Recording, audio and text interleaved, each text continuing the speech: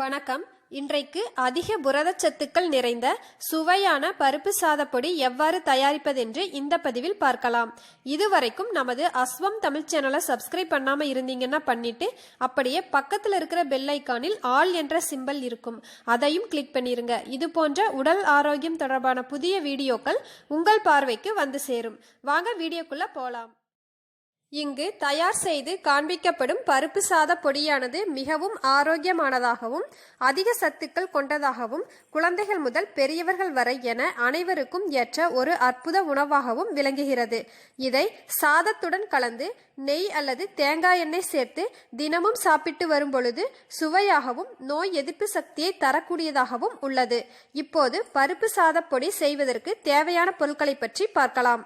கடலைப்பருப்பு 1 கப் அளவு, துவரைப்பருப்பு 1 கப் அளவு, உளுந்துப்பருப்பு 1/2 கப் அளவு, காய்ந்த மிளகாய் 3 அல்லது காரம் அதிகம் தேவைப்பட்டால் அவரவர் விருப்பத்திற்கு ஏற்றவாறு குறைவாகவோ அதிகமாகவோ சேர்த்து கொள்ளலாம்.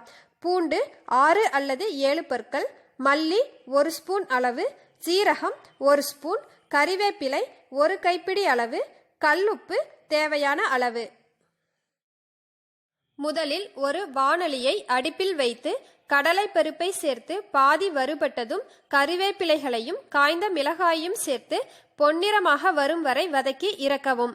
பிறகு இதே போன்று துவரை, உளுந்துப்பருப்பு, மல்லி, சீரகம் இவற்றை தனித்தனியாக பொன்னிறமாக வரும் வரை வறுத்து எடுக்கவும்.